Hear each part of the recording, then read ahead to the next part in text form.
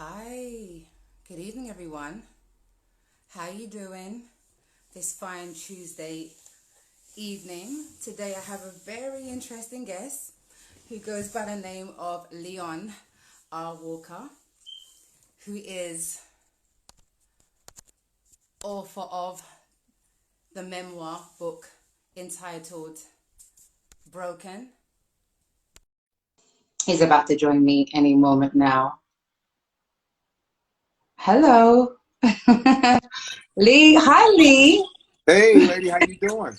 How you doing? Oh my God, I'm doing fantastic. How are you? I'm great. I just came back from two funerals in Cleveland, but I've gotten some rest, so I'm good. Yeah, it's been pretty crazy. Wow. That and again, condolences. That's a lot, isn't it? Two funerals.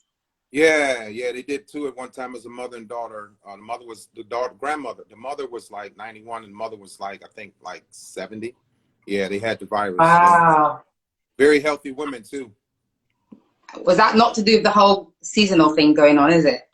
No, it's just crazy. It was just they weren't sick or anything. wasn't They were healthy, didn't smoke, didn't drink, and then a family member caught it, and then came to a cookout Memorial Day weekend, and then one young kid had it, and then gave it to his mother, who's my age. She gave it to her mother, who's 70 years old, and she gave it to her mother.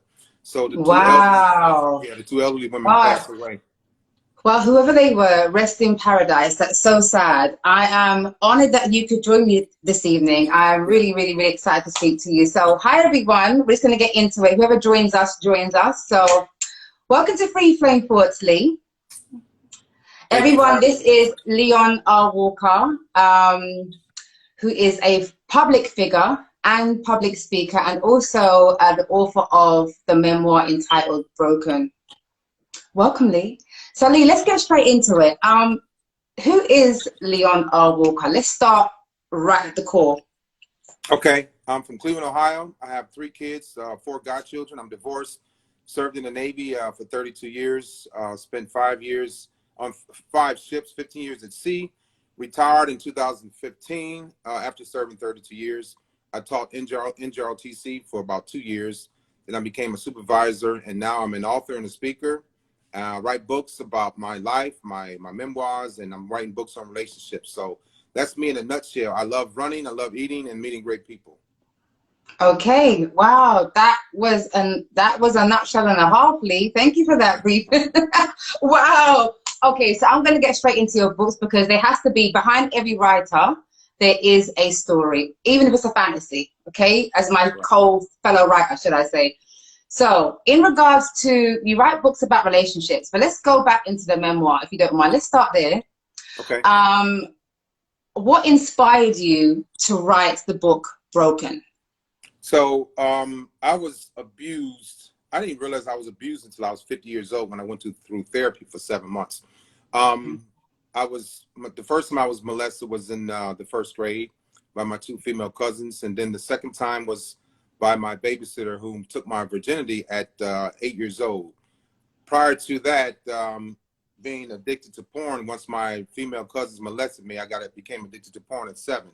So addicted to porn at 7, lost my virginity at 8, molested by two female cousins and a babysitter, and then I had an uncle that used to fondle me for years that I remember. And so throughout my life, I struggled in high school, junior high school, and elementary school, and high school because I couldn't concentrate because of the tragic events that happened to me. And so I fell behind a lot of classwork, never did homework, didn't like reading, didn't like writing, didn't like doing anything because I was so dysfunctional.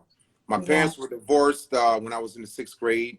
My mother tried to kill my father around the 5th or 6th grade. So there was a lot of tragic events and dysfunction in my household for many years.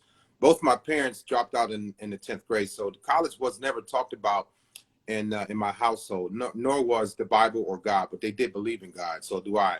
And so I knew early on at age 8 or 9 I was going to join the military through my father, who was in the Army. My uncles were in the Army. My cousin was in the Army. My brother was in the Marines. So it wasn't about college for me. It was about the military.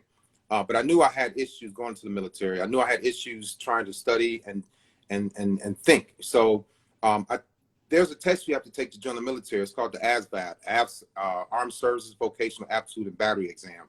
Okay. And so I had to take that 5 times. I failed it 4 times. And on the 5th time I tried, I passed it by 1 point. Hence my second book called 1 Point. The reason why I wrote the book moving forward now is because throughout my career, probably my first 10, 15 years, a lot of young men would talk to me about their life and their struggles. And I would give them tidbits of what I went through as being molested and raped and bullied and abused. And I would give them little tidbits about it. And they would go, well, you know, wow, how did you make it? And I would explain that briefly.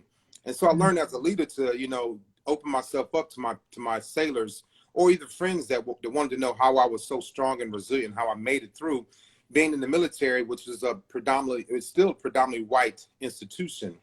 And so I was always the outcast as a child. I was always lost or left behind or looked over. And I had to build myself up. I had to make myself strong. And so giving little tidbits of my story, I started seeing that it would help people out more and more. Now, when I retired in 2015, I never wanted to write a book until I met a guy, the barber at the barbershop, was talking about, you know, he needed mentors and things like that to help people. So he asked me, and I told him I can help him out. So he interviewed me. And as I got to the 3rd grade to tell him about how I was molested and raped and bullied and abused, he said, well, why don't you just write a book? 7 words. Why don't you just write a book? And so I started writing. I still didn't feel important enough to write a book. I didn't know how to write a book until I was teaching. I was teaching the NJROTC program, which is a military program here in Chicago. And a young lady came to my classroom one day to start class. Before she got there, I was the only one in the classroom. And she waved, and I waved back, and she waved again, and I waved, and she did like this, and I didn't know what she was talking about. And I said, come in. So she came in. She said, you just don't get it, do you? I'm like, who are you talking to? You're not going to talk to me like that. So she put her sleeve down, and she had like 13, 15 cuts on her arm. She tried to commit suicide. And I was a child that tried to commit suicide twice as a young kid. And so that's what made me say, you know what? And that day she came in the classroom, I just so happened to have my book with me. And I asked her, I said, well, how did this happen? So we got into it, and I told her, pick a chapter to read. And we started reading together, and she knows that I was suicidal as well as a child. And she said, you need to let people read your story. We need your help. You know, Mr. Walker, you can help us. You can help us come through these things. Because a lot of those kids that I was teaching, I had 120 students, and they were struggling. And so that I had already had the book, but I wasn't really putting it out. I wasn't really marketing the book at all. And so after talking to the young lady, she was 14 years old, and she had tried to commit suicide more than once. And so that's what prompted me to really get my story out, because I knew that I can help other people, prevent them from committing suicide, prevent them from being addicted to sex or porn or drugs. And it just started growing and growing and growing. And that's why I really started putting my story out there, because I knew I could help people. Okay. Wow. Okay. Thank you for sharing that all with me. And if you don't mind, if you can just dissect little bits and you can tell me what you're comfortable with and what you're not. Is that okay? Everything. Yeah. Wide open. Mm-hmm. First of all, I love your invitation of transparency. I feel like that's very much me. And from a male perspective, it is rare. You know that you're a man. It's rare for a brother, for me anyway, to be as transparent about his story. I've come across a few, and it's really, I find it just, I'm honored, because it can empower other people. As you know, it can resonate with other people. And by you sharing your voice, it gives license and empowerment to other people to share theirs. So let's get into it. So let's go back a little bit when you speak about being, the first encounter was with your cousins. Mm-hmm. Yeah. What comes to mind with me is I spoke to another gentleman who's also been on this page, and a few others who never quite see, even Lil Wayne. I watched him one day speaking about his experience, and I've noticed that men, the younger man, never quite sees the abuse as abuse when you're young. It's very much like, oh my God, I had an older girl. It's never taken on board like I was abused, where I don't know whether girls are nurtured to believe that, or to know the awareness from young that something isn't right. But I find with boys, it's almost like, yeah, allegedly it was wrong, but it was all right. I kind of liked it. I get that how it was, you know. That's can you resonate? Before we go on, can you resonate with that at all? Yeah. So it was 2 things. First, it was embarrassing. I'm like, how would I tell somebody that 2 girls raped me? They would laugh at me. Second of all, I started liking it. My babysitter became my girlfriend. She was 8 years older than I was. So it was like a badge of honor. When a young man gets molested or raped, we don't process it as being molested or raped. We process it as, yeah, I got an older girl, man. You know, I'm good to go. You know, and she taught me a lot of things that I shouldn't have learned at that age, things that I shouldn't even know or be doing at that age. And so it was, like I said, it was a badge of honor. It was something that made me feel good, because my parents were fighting all the time, arguing all the time. There was a lot of noise in our house, and she took me away from that. So it gave me comfort. So a young man is not going to report any instance of themselves being raped or molested, because embarrassment, or it's like the other young little boys would probably want the same thing. And I have friends that wanted the same thing. Yo, man, hook me up with her. You know, if she's having sex with you, maybe she'll have sex with me. And I actually thought about trying to hook my little friends up that were 8, 19 years old with my babysitter. So are you serious? Yeah. So that's what happens. Little girls are much different because they feel like their innocence is being taken. I didn't feel like my innocence was being taken. I felt like I was being developed into a younger man at 8 years old. And so Every boy feels like that. Every boy I've come across feels like that. It's so interesting. Maybe I need to go and do a research on how the mind transpires, and these two different ways between boys and girls. So as naturally, this became a regular occurrence, it seems like. Yeah. Yeah, it happened. It went from babysitting to bringing me candy and money for candy and toys to playing house. And at 8 years old, I was the father. So I knew what to do sexually at 8 years old, at a minimum sexually, but I knew what to do. And so it grew from there. And I never looked at it as being a bad thing. I looked at it as being comforting and a way out of my discomfort from my parents fighting and arguing. Through all of my interviews, I learned that 80% of little boys will be molested by the age of before the age of 18, and little girls. 90% of the people that molest or rape are somebody you know or trust. 80% of the cases go unreported. 90% of the people that the perpetrators will be somebody you know or trust. 1 in 3 little boys and 1 in 6 little girls will be molested by the age 18. So for me, I fell in all those categories. I was somebody that I trusted and respected. I was before the age of 18, and it was it was something that I liked doing. So between 1 in 6 little girls and 1 in 6 little boys, I fell in that category too. So it was just something that I started to enjoy, and it was comforting to me, and it was like going into manhood early on, you know. So let's go back a little bit. So you speak about the babysitter who became your girlfriend, although it was a molestation. When it was your cousins, did it also, because you were innocent, you're just a little boy, you didn't know anything, but you knew it was a feeling. Did it feel like, did you ever have an awareness of, I know it's wrong, I can't tell anybody, but I'm starting to enjoy it? Was it like that? So yeah, did they silence you also? Was it like that? Yeah, so I took the silence part. Now, as a young man, as a grown man, sexually, I was very quiet, because I didn't find this out until I was 50. Because when my female cousins molested me and my babysitter molested me, and when my uncle was touching me, they would always tell me to be quiet. So that stuck with me. So later on in life, I wasn't verbal in the bed at all, not one bit. And I didn't understand this until I had gotten counseling at age 50 in 2015. So in the 5th grade, when I went to school that morning, my cousins had put passion marks on my neck and my face, my forehead, and my 1st grade teacher asked me what happened, and I told her I had got jumped. She knew I didn't get jumped, but my mouth was bleeding because I woke up that morning, I lost a tooth, and I looked under my pillow and I had money for the tooth fairy, and I asked them, and I went in my sister's bedroom, which is where they were, and I asked them, can we go to the candy store when I get out of school? And they said, sure.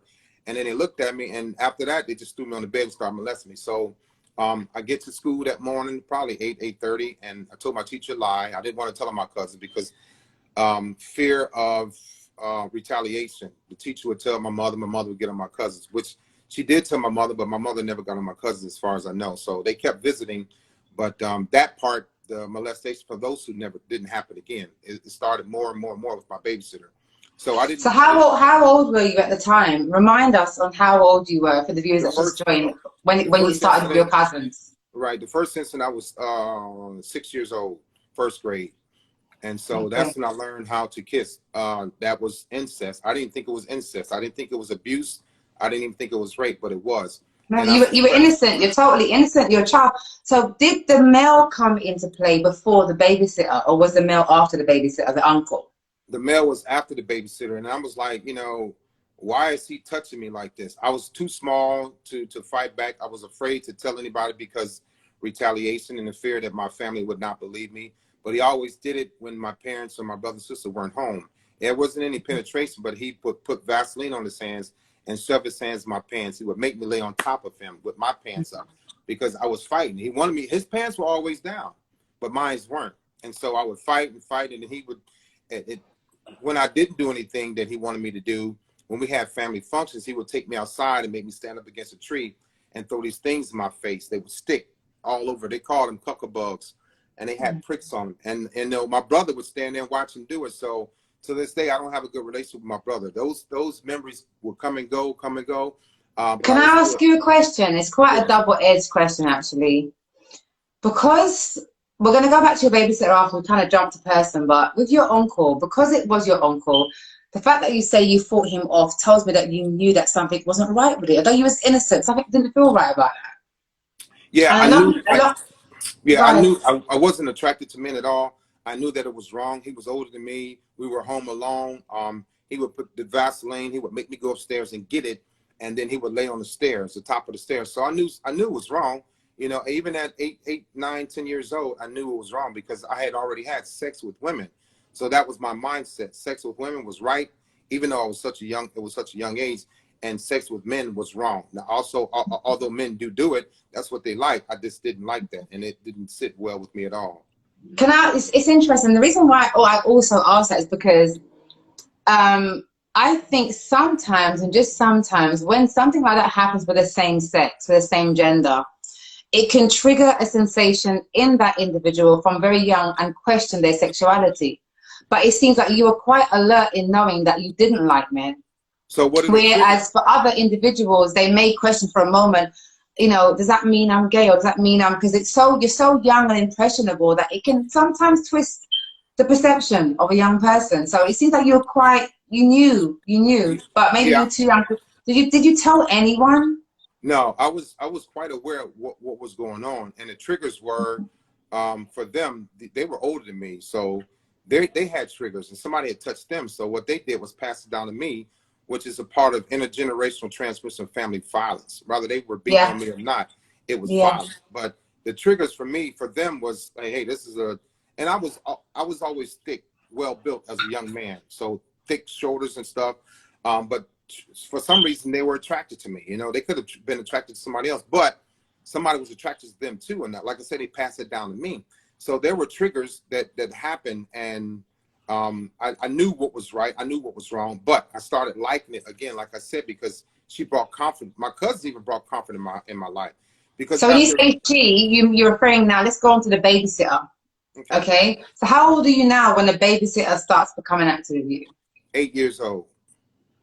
And was that fully fledged intercourse? Fully fledged intercourse. She came on to me, and I was clueless as to what she was doing and talking about. But remember, when my cousins molested me, after that, probably at 7 years old, a family member started showing me porn. And the first thing I saw in porn was white women and black men. And then I saw. Can I just ask, but it's a totally different family member, not the same uncle?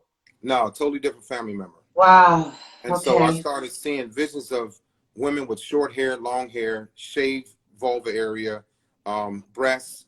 And so by the time my babysitter got with me, I had already had visions of older women, their bodies and everything. So I was already ready for her. My hormones were already raging out of control. So all she did was, she was just the vehicle for me having sex with her. I was actually waiting on her to have sex with me. I just never said anything. But when she made the first move, it was just that easy. And so. And we're still talking about the babysitter here, yeah? Babysitter. Mm-hmm. Okay. And how much older was she to you? She's about 7 years older than I was.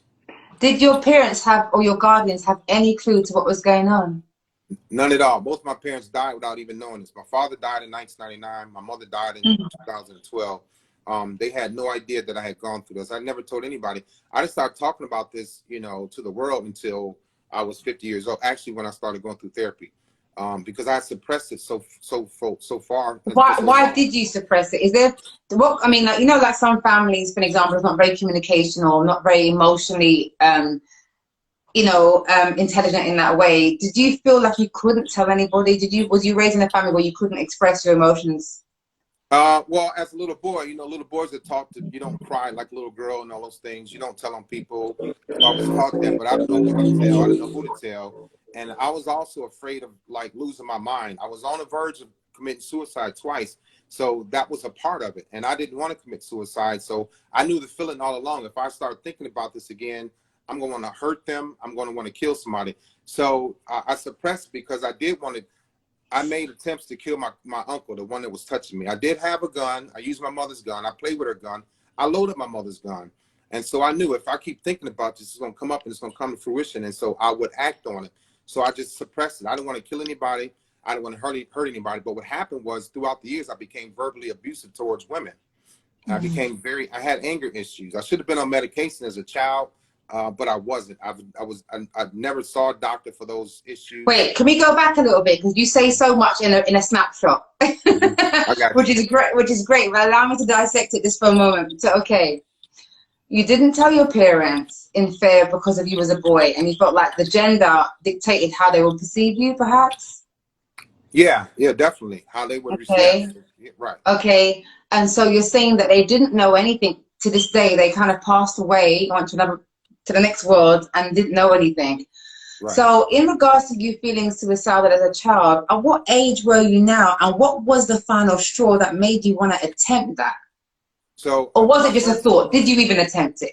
I should yeah, ask. twice. My first So, attempt how was old were you, and what was the final straw? Let's get into that.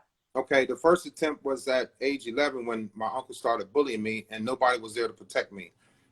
Nobody took up for me. My mother, when he used to throw those things in my face, all I would do was tell my mother, and she would pull them out and wash my face and clean it, and it would happen again and again. Age 12, he kept doing it. He kept visiting. And so my mother, when I was 12, my mother was at work. My father pulled up to her job after he got off. He worked at Ford Motor Company, and he slapped her. He went in there. She worked at a bar. He went in there and slapped her, and she had a gun in her purse. And so Mm, she shot at him 6 times, but didn't hit him. But anyway, mm. she kept the gun. The police never took the gun from my mother. So one day I knew that the gun was in the house because we got all the information about my mother trying to kill my father, why it happened, where it happened, when it happened. And Mhm. so I just got so angry. Instead of looking for a stick or a rock, I said, you know what? I'm gonna make sure in this life I'm gonna look for the gun. And I found the gun to kill him. But before I killed him, I wanted to kill myself. The only reason why I didn't kill myself is because I did have the gun and I did put the gun in my mouth, but the barrel tasted nasty, and I immediately pulled it out. And I put the Wow. gun put the gun away. So my second attempt was to try to commit suicide by hanging myself, and I had plans to jump out the bathroom window, which is probably 30 feet up. The only reason why I didn't is because I looked out the window, make sure everything was clear, and my neighbor was sitting on the porch. And when I slid the window up, she looked up at me, and I bagged out, and that stopped me from doing it. But I was on my way And you were what because age at this point? I was 12 years old. So I was on my way because I couldn't fight him off. I wanted to kill him. I didn't like the taste of the gun barrel being in my mouth. I had loaded the gun. I put the bullets in and everything, and I would wait for him to come over. But because the taste that I was struggling between killing him or killing myself, I was struggling. Which one am I going to do? So was it the accumulation of everything that had happened prior to that, or was it mainly the bullying that took place that evoked this final straw? No, it was everything that took place before that. My cousins, my babysitter, my uncle, my mother and father getting divorced. We losing our house. We didn't have electricity, no water, no food, no heat, no air, none of that. And so it was just a combination of those things that just built up. And I said, you know what? I can get rid of all this pain because I was in pain as a little boy. I was in a lot of pain. Mm. And so I said, one way I could kill him and go to jail or not go to jail. I was 12 years old. What are you going to do? Put me in jail for life? I don't think they had juvenile life back then anyway. So I didn't worry about the consequences. But I said, if I kill him, I'll have something else to think about. My mother might be mad at me. My grandmother, that's her son, might be upset with me. People going to look down on me. I was already bullied. I was already like left behind and called dumb and stupid. So I said, you know what? If I just get rid of me, I can go away with these issues. But then I learned that, you know, committing suicide is a sin as well. So I had a lot of things going on in my mind. I knew, like I said, my parents never talked about the Bible or God, but I knew that committing suicide was a sin. But I was in so much pain and agony, and I wasn't doing well in school. You know, I wasn't playing sports. I was just ready to be done with everything. So I wanted to get rid of myself as opposed to hurting the family. I wouldn't know if they were hurt or not if I was dead. So that was my thought process. So, okay. Wow. So you attempted to commit suicide as a young man and on two occasions, and it didn't, thank God it wasn't your time. You had a guardian angel looking out for you, as far as I'm concerned, Lee, you know. So I did. So you then spoke about being addicted to porn. When did this progress? It started at age 7. We had I know that my parents had a projector in the house, but some kind of way it wound up in my bedroom in a closet. And so I knew who put it in there.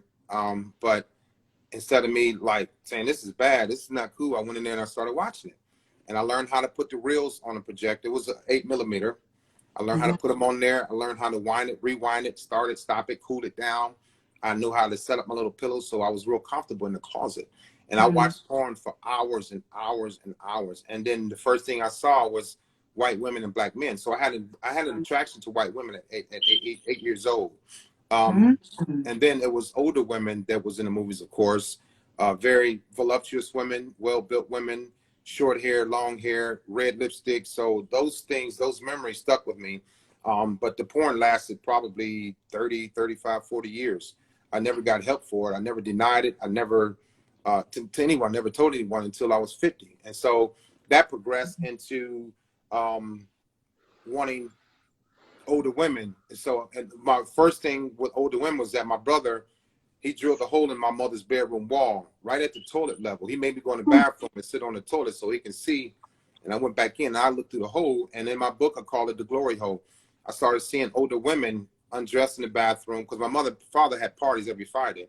So I could sit at the hole when the ladies would come to the house, me and my brother would go upstairs and just start looking through the hole and wait. So I saw women undressed, I saw the vagina, I saw everything at 7 years old, and that's what I wanted. Ultimately, at 15 years old, I had my first prostitute. So it escalated from the porn into seeing prostitutes? Oh yeah, that was. You attended, you say? Say it again. You were age what when you started seeing prostitutes? 15. And these were older women, of course. Oh yeah, so I got a job living with my father. Got a job. I didn't get a job to buy food or clothes. I got a job so that I was able to pay for prostitutes at 15. My father worked the third shift, so he was gone at like 10 o'clock at night until 7 in the morning. So that was a prime time for me every weekend to steal his other car. I didn't have any license. I didn't have a permit. I had money in my pocket. Steal his car. That's how daring I was. I knew the back roads to get downtown Cleveland from my father's house. So I was never worried about getting caught by the police. And then, you know, I didn't look older. I looked young, but I had a car and I had money. So the prostitutes, I knew going into it, I knew she wasn't going to turn me down, or they weren't going to turn me down. They didn't care about the age. They knew all they wanted was the money, and somewhere to go. So we had somewhere to go, and I had the money, so we were both happy. But being molested and raped, and then going from porn and seeing, and then looking through the glory hole and seeing older women, younger women couldn't do anything for me. They didn't turn me on at all. And so once we moved to the ghettos of Cleveland, prostitution, drugs, robbery, stealing cars, breaking houses, that was all a natural thing for me and my environment. So I didn't look at porn as being a bad thing. I mean, I didn't look at prostitution as being a bad thing. I was feeding my demons, and I was feeding her demons too. The women were probably in their 30s, late 20s or early 30s, I mean, sometimes even older, because of the way they dress, the way they look. I knew about how old they were. So I didn't have a pocket full of money. I knew then that, you know, when I was making money, all I needed was $20 to $40 to get a prostitute, and each time it was $20 for one lady. So that's what I dealt with. So when you say you were feeding your demons as well as hers, what do you think her demons was? I know yours, but what was hers? Her demons were probably, it wasn't sex because it wasn't fun to her. Because I would have conversations with these older women. And a lot of times it was for them to get their drugs. They would pay their pimp, of course, but they wouldn't give them everything that I gave her. If I gave her 20, she gave him 5 or 10. So her demons were drugs. At that time, heroin, marijuana, that was pretty much it. And maybe pills. There were pills out then. But Yeah. her demons weren't sex, her demons were drugs, and I knew that. So in regards to porn, although it was a childhood addiction, in your opinion and from your perspective, going back in time to that young man's mind, why do you think, as you said, did you say your babysitter started watching it with you? Well, say it again, my babysitter. When it came to the porn, how did you get onto that? Was that the babysitter you said that started watching it with you? No, that was a family member that something Right, happened okay. to him. So then that became an addiction for you, and then it was escalated to the prostitutes. Okay, so let me ask you a little bit of a straight question. Now, as a mature man, what's your thoughts on porn now? I know my thoughts. What are your thoughts? Yeah, so my thoughts are I don't like it anymore. You can get into your, regardless of why you get into, a lot of men get into porn to use their imagination. A lot of men get into porn because they don't have to touch, or they don't have to feel like less than a man with the woman. They don't know what to do or how to do it or how to touch her. A lot of men get pleased themselves because it's quick, it's easy, you don't have to talk. So I know all these things, so it doesn't do anything for me. I've always been in love with women. I've always been in lust with women. I've always enjoyed women. So instead of watching movies, my thing was, I learned everything I could possibly learn from porn or reading sexual magazines. I don't need to watch the movies anymore, because my woman, girlfriend, wife, or whomever may feel less than a woman if I'm looking at other women. Regardless of what kind of porn I'm looking at other women. And I could be looking at her or touching her in a way that I want to be touched, or that I think she wants to be touched. So I don't watch anymore. I don't. So now you're saying you don't watch porn. But let me ask you a side note question. So, for an example, for me, let me just relate to this a little bit. I'm here for you. I'm present. I'm listening to your journey, and now I'm talking about the porn perspective. For me, I don't mind porn. I like watching porn, but there's a time and a place for it. So a lot of people I've spoke to would say they get addicted to it. For me, I think it seems like a lot of single people watch porn, but yeah, I like having it as a backdrop, like a piece of art when I'm in a relationship. That's the weird thing. And I'm cool with that's not a problem to me. So you get those who watch it purely when they're single, and those who watch it as a backdrop. For me, it's like a trailer. It's like playing music in a backdrop. If you're with somebody, it can be seen as, it's like having wine and coffee at the same time. Now, naturally, with regular porn, it does nothing for me, because it's pretty much the girl, the scallywag next door. Cool, the scallywag next door being bashed about. But then but on a realistic level of learning, I like things like Kama Sutra and Tantra and, languages of love, because I feel like that's a more intense spiritual perspective. So I like things like that. But it still can be seen as, it is pornographic. It's just different styles of it. Where I think with things like Kama Sutra and Tantra, you learn a lot about yourself spiritually and emotionally, whereas porn is just scallywag girl next door. But a lot of women deny that they watch it. I don't know why. I don't know what. Why do you think that is? For me, I don't know. I mean, there's things that people won't want to admit in public, but for me, I'm a grown woman. I'm 44 years young. I can admit that I watch it. Right. So with me, I'm addicted to it, and I'm very much a soulful person, so that wouldn't do it for me. I have to be into someone in real life, but at the same time, preferably have that as a backdrop. So if you're in a relationship with a woman like me, for example, although it's not a need, how would that make you feel? Because obviously, if I was dating someone like you, I'd be aware of your journey and I wouldn't do it. But would that be something you'd initiate, or would it be something that you wouldn't mind if a woman done, even though you've experienced? Yeah, I wouldn't mind it, because at this point, it doesn't consume me. I'm more into the woman that I'm with instead of the woman in the video. When I was watching as a child, it was my imagination. Now I can put my imagination on her. The backdrop is fine. If that's what she likes, I'm fine with it. It doesn't turn me off. It doesn't make me squeamish or anything. No, I'm fine with it, because I've watched so much. It's like, what can be new to me? Maybe it's new to her and it's exciting to her, where I'm the type of man that I'm fair, I'm open, and I'm honest. And if she likes it, she may like it because she just got into it, or she just never really seen much of it. I like it because at then I've liked so much of it. Now it's like, all right, if I'm with somebody and they enjoy it, cool. If she like it, I love it. I'm the type of person now, so I'm fair. But the backdrop, all good. Pictures, whether it's be a video playing while we're engaged, I'm fine with that. It's not a turn off at And so all. that's not a negative trigger for you. No, it's not a negative trigger for me at all. No, not at all. Because Okay. I'm not totally consumed by it anymore. I was totally consumed by it before, so it affected me while I was at work in the Navy, on a Navy ship, at home, alone, or when my spouse was asleep. So that was the negative effects. That was a trigger. So okay, so when you say it was negative, is that because you were addicted to it? You couldn't get enough of it? Like, is that what it was? Why you see that in those times as a negative during the Navy, or what was it that you? We understand how it became, how it started with you, but why did it become a negative? Was it, and it can't do without addiction? That's what we're saying here. Well, it was time consuming, and it was like, you know, how much. What can I see anything different? Can it be something new?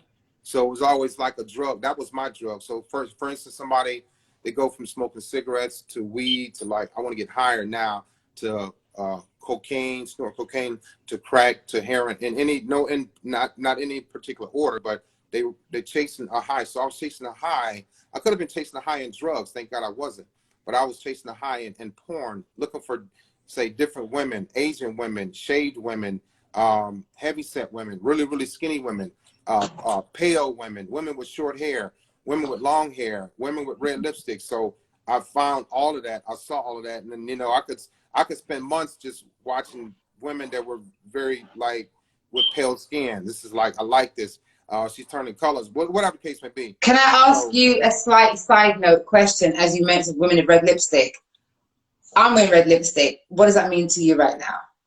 Nothing. It's nice. It looks good. I'm fine with it. It's, you know, I have various attractions: short hair, long hair, braids, colorful dresses, sundresses, beautiful nails, high cheekbones, small ears, whatever.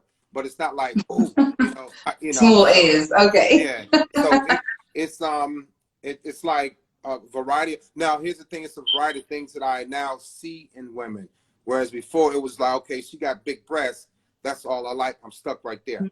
But women have a lot more features, and not nowadays. It's not just the looks. I like a personality. So if you have red lipstick and personality, that's what I see as beauty. Or you have personality and a little square forehead with short hair. That's beautiful to me. It doesn't have to be, you know, slanted eyes, different eyes, you know. So yeah, I found things in women. How did Leon from that stage? Because let's just go from the last hanger of it, which is you attempted to take your life at about 12, 13 on 2 occasions, and you know you described how you didn't end up going through with it, thank God, and the reasons behind that. Right. How did that, from that point on, who was Leon from age 12, 13 after the 2 attempts of suicide? Let's get into that side of you. So it was a really, really strange twist. Very strange, because I went from loving women to lusting women to wanting women to buying prostitutes to nothing. I didn't want to have sex. Yeah, I was like, didn't want to touch women. It had nothing to do with being gay or anything like that. It just stopped.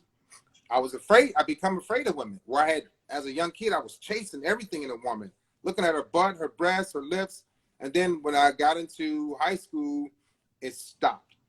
And then the 10th grade, I started again with a dark-skinned woman. And now I like dark-skinned women. I went from all this other stuff in porn to dark skin. Big. So would you say that you're an extremist, a bit like me? I'm very all or nothing type of person.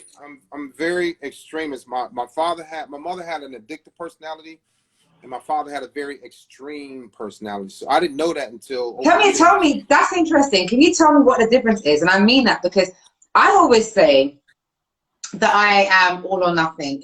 I've always just been saying that I've got an addictive nature, but am I using the wrong term perhaps? Like, you mentioned your dad and your mom. Like, what are those real differences? Let's get into that. So the difference is my mother had a very addictive personality. When she liked something, let's say negative things first, right? She became addicted to weed, and then it became crack, and it stayed crack for 30 years. It could have been heroin, but she enjoyed crack so much she didn't have to look anywhere else. My father was an alcoholic. So when he drank, he was addicted to alcohol. But both, here's the extreme part. Both my parents were very good workers. They had work ethic. They could get high and work, get high and work. My father believed in, and my mother believed in looking at something and make it look good, regardless of how ugly it was. My mother got me my first job at 8 years old. I worked in the bar with her, and she woke me up that morning and said, "Hey, can you come to work with me? I want you to help clean up." I was like, "Yeah." I went. I get in there. It was a Saturday morning after the Friday night party, and I looked around, and I'm like, I said, "Mom, this place is a mess." I was 8 years old then. I said, "This place is a mess." It was cigarette butts, beer, wine, liquor everywhere. They had a band there that left the stage messy. She said, "Just look at it now, and then look at it when you're done." Right? And so I looked at it, and then 3-4 hours later, I made it immaculate. I had mopped the floors and everything. And so the owner of the bar came in. My mother's name is Sylvia. He said, "Sylvia, I can't pay the guys to clean this place up." And she said, "Nobody did it. My son did it." And he looked at me and he said, he gave me a job. He said, "You want a job?" I said, "Yes." So I was going there every weekend after the Friday night parties and cleaning up. That was my extreme personality, because I could do something I didn't think that I could do to an extreme level. Most kids would clean up the basic stuff, but I got down there and I scrubbed the floors, I washed the dishes, I cleaned out the ashtrays, I cleaned out the stage, I wiped off the pool table, I wiped off the lights. I did everything. So I knew then two things: I had work ethic and I had an extreme personality. So your mom had an addictive nature. Your dad had an extreme personality. Yeah, we Okay. would take things to another level. Like my mother just was like, look at it, make it better. My father, I learned that I had his extreme personality years later when he bought a house and had me and my sister take the banisters down and clean like 5 coats of paint off of them, sand them, varnish them, and put it back up. To me, that was extreme. Wow. We could have just took the paint off and repainted them, but he said, "No, we're gonna go all the way." So I was like, wow, I knew I had work ethic from my working at the bar with my mother. I now years later, I found that I could be an extremist like my father, to see something and make it better. Although I did that at the bar, it didn't click until I was like 13 years old, when my father made me remove the banisters, take 5 coats of paint off, stain it, varnish it, sand it, varnish it, and put them back up. To me, that was extreme, because most kids or most people will just take the paint off and paint it and put it back up. No, I learned Do to you take things to think another level. do you think that extreme can be seen as also perfectionist, as like being a perfectionist? It's Because the I think same. that I'm listening to you and I know that I'm a perfectionist. I'm actually deciding to be a little more calmer on that side of myself. It's not always healthy, but when it comes to work ethic, I like things done. I put effort in everything that I do. Would Yeah. you say that your dad was a perfectionist of some Yeah, sort? my dad, yeah, he was a perfectionist with certain things, not everything. So sometimes being an extremist and a perfectionist can turn people off and push people away, which it Yeah. almost did to me as a child. I almost gave up, I almost quit, but he didn't allow me to quit. So a lot of times I didn't allow my sailors as a leader to quit. Some of them did fall off. Some of them didn't want to have anything to do with me because I was pushing so hard, because I could see the end result. Going back to that 8-year-old child, I kept the child with me when I walked in the bar and it was a mess. And when I cleaned the bar up, I got a job. So instead of me conveying that to my sailors and the people that I was leading, if I told them the story, they would understood the bigger picture like I did. Instead, I would lead them to the promised land, the bigger picture. But by the time they got there, 3 or 4 of them had fallen off. They were worn out. They hated me. But we still got to the promised land. We got to the big picture. But I didn't convey that to them where we were going. I just took them that way. Some great leaders take people where they need to go, not where they want to go. And a lot of people don't understand that. So I was able to do that. Now I can say, hey, this is what we're going to do. We're going to look at this. Let's look at this. Look at what we have right now. Let's look at this project. You. You give people buy-in. You make everybody feel comfortable so that they don't burn out. Project management is what it's called now. But I was leading people down the road to where they didn't necessarily want to go. But me being in front of them, I was allowing them to follow me. I'm putting myself in the danger zone, regardless of what it is. But I knew the big picture. I knew the end result was going to be success. So let me ask you now, let's fast forward this a little bit. So when did you start? When did you begin to have counseling? How did that come about? So I began to have counseling so first I had counseling. I was 21 years old. I was on the USS Stark. You can look it up. USS Stark. The ship got bombed in the Persian Gulf. I was 21 years old on the fire party. And again, extreme work ethic. addicted to being successful, addicted to being better than everybody else, addicted to making myself better by extreme measures. So I became a Wow. firefighter. I became a firefighter in the Navy, not knowing that one day I would have to fight a real fire. And it came in May of 1987 when the USS Starr got hit by a missile, 2 missiles, and the ship was sinking and it was on fire. And I had to go in there with my fire team. But we recovered 37 bodies that were burned, blown up. We picked up fingers, heads, feet, faces, teeth at 21 years old. So to decompress, they sent us to see a psychiatrist for 2 weeks. But I stopped going because I knew 2 things: my friends gonna make fun of me, or it may become so severe that I would get kicked out of the Navy. So I stopped going. I suppressed that. I have severe PTSD. I've had it for 28 years, maybe 35 years now. But at the time when I was 50, I'm going back to answer your question now. When you retire, you have to get a full physical from head to toe. Psychiatrist, psychologist, ear, nose, and throat, chiropractor, the dentist, all of that. Yeah. And I got everything done. I had a clean bill of health. And when I turned my paperwork in, the admin department said, "Wait, you didn't get this part signed off." And that last line was a psychiatrist. I was like, I'm not going to see a psychiatrist, because I knew if I go back at 50, I would fall apart, because I had to open up, and I was afraid. She said, "Well, I guess we'll have to delay your retirement." And at 32 years, I was so ready to go. I said, So I had to go back over to the hospital, which wasn't far. It was on base, wasn't far. Went back to the hospital, and I said, "Hey, I need to check in to see a psychiatrist to get my stuff signed off, and I'm out of here." And she said, "It's not that easy. We need to talk to you." So when they started talking to me, my childhood came out. When I was a firefighter on the USS Stark came out. And so I started talking about it, and that's when I started getting help. That's when I realized first that I was abused. And then I realized that I had, at that time, at 50, I'm 54 now, in 2015, I realized I was told that I had severe PTSD, anxiety disorder, everything. And I'm like, how could I? I was Sailor of the Year 7 times. I was Recruiter of the Year. I was Recruiter of the Quarter. I was ranked #1 numerous times. How could I have severe PTSD? How could I have anxiety disorder? I suppressed it. I blocked it out.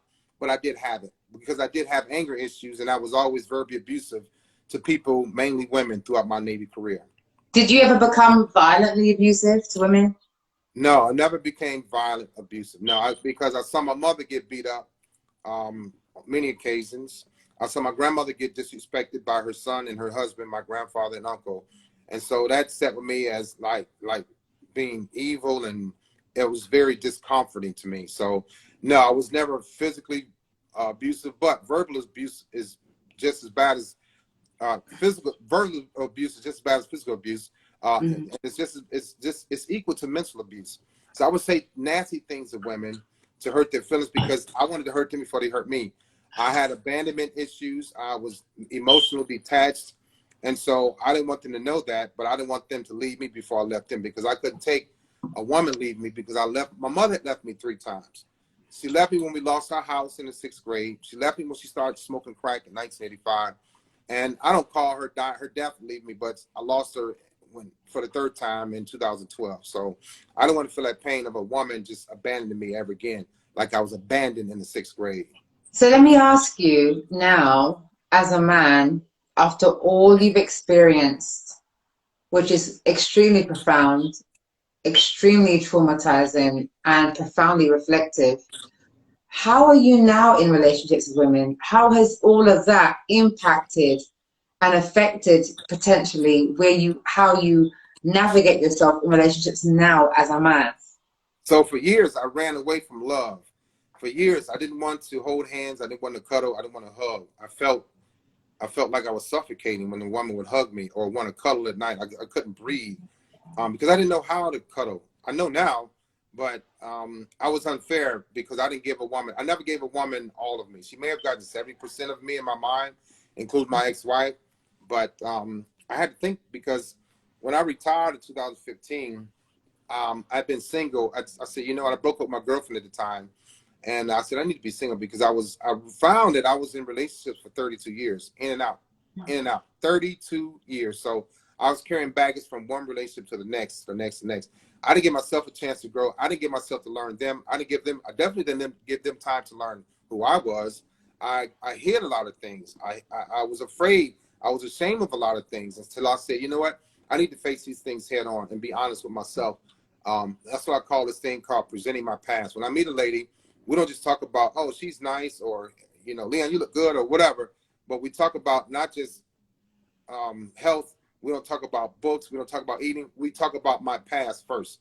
I present myself to her as being open and transparent. This is who I used to be, and this is who I am now, because I want to be fair and open and honest with women. I don't want to manipulate women anymore, which I haven't. I don't want to use women. I never took money from women. I'm like, since I'm not taking money from them, I think I'm cool, a pretty cool guy. But I was taking their heart. I was taking their feelings. I was messing with their emotions, and that's a lot worse than taking money from somebody. So I had to change my ways and be honest with me first and say, hey, this is who I used to be. I have no secrets. I'm not hiding anything. This is who I am. And so we start talking about that. And that'll make her open up to who she is. Women are normally open up anyway. They open up anyway. They want to be honest. They want a man to be honest. But I was never honest with anybody. I've never been faithful in a relationship ever. I knew how. Interestingly enough, I always say that it's so important to know that, and I also heard you saying the same thing. It's so important to try to endeavor to understand the journey and the childhood of a man whilst you're courting him, because how he is so telling, and even the kind of sex he likes is very telling. You have to know. Because of both, when it comes to sexuality, that's for both genders. Like what women like, what men prefer, has a lot to do with their childhood repertoire, and I don't think people realize that. It goes back to your childhood. You have to talk. Yeah. You have to talk about. You have to talk about his childhood and her childhood. You have to, especially if. So for me, my childhood is fixed. It doesn't haunt me anymore. I can laugh about it. I can talk about it. I've grown from it. I can tell a lady, yeah. I talked to a lot of women about their husbands and boyfriends and why they act the way they act. And I asked them one question and go to another question. I said, what do you know about his childhood? First thing they say is nothing. So you don't know if he was raped or molested. You don't know if his mother left him. You don't know if his father beat him. You don't know if his uncle touched him. And they'll go, no. And they start asking and it'll come out. But you can have a better relationship from that, because the man is, for the most part, he's embarrassed about it.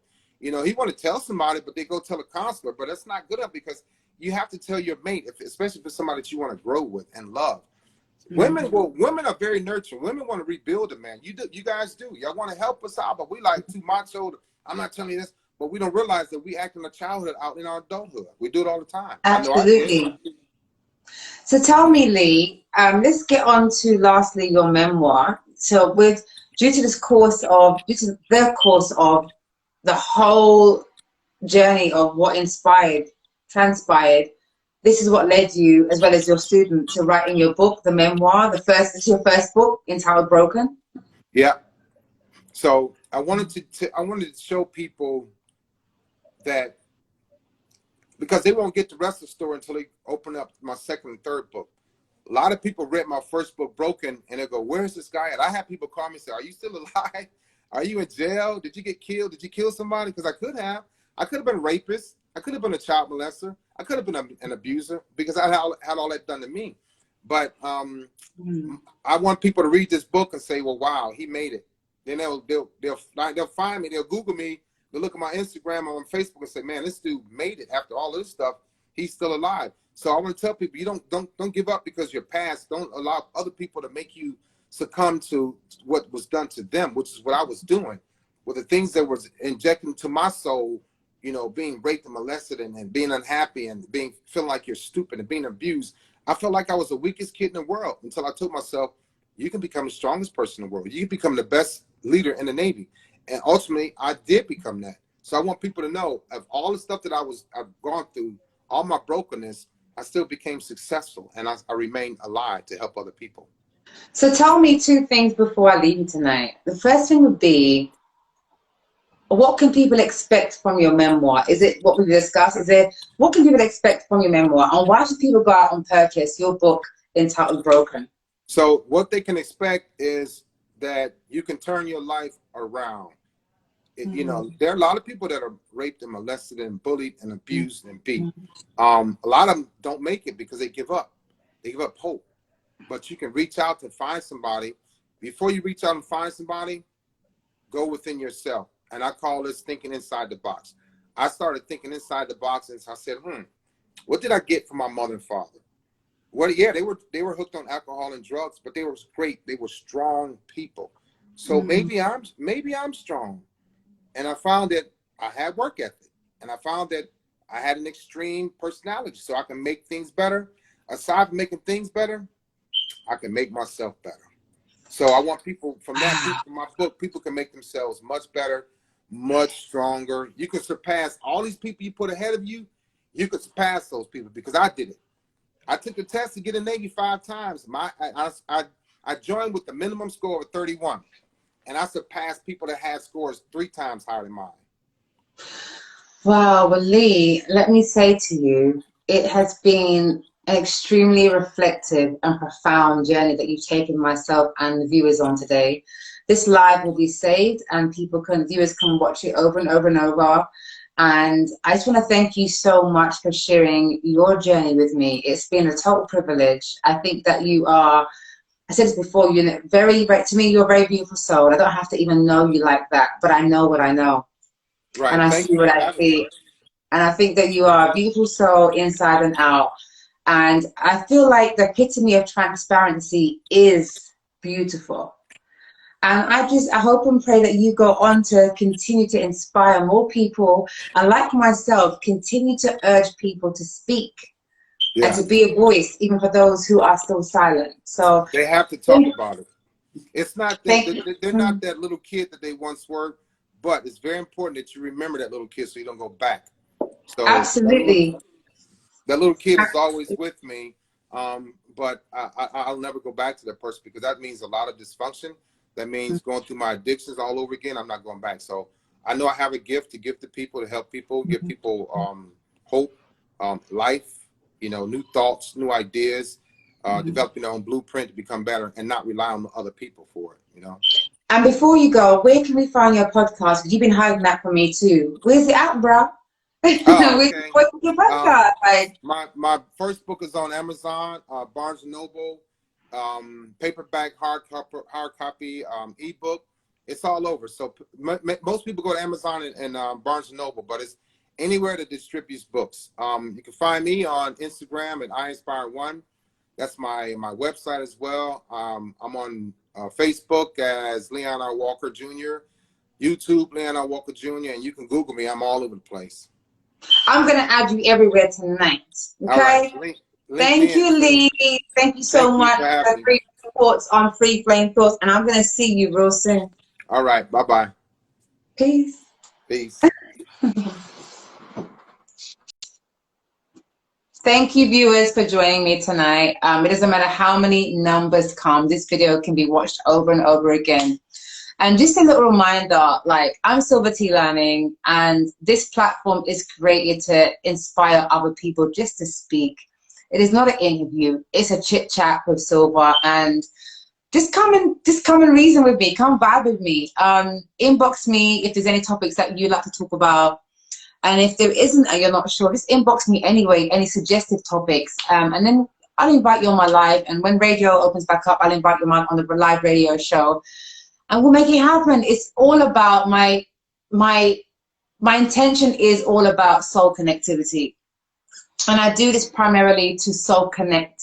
That is what it's all about. I think anyone can chit chat, but I think a real conversation, heart to heart, soul to soul, transparency to transparency is the most beautiful form of communication. So thanks for joining me tonight, and I'll see you soon. By the way, tomorrow I have another live.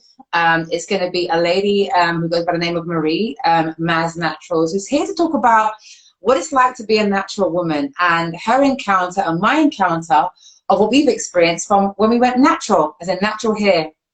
Okay? So join me tomorrow at 8 p.m. and we'll take it from there. Love you. Peace.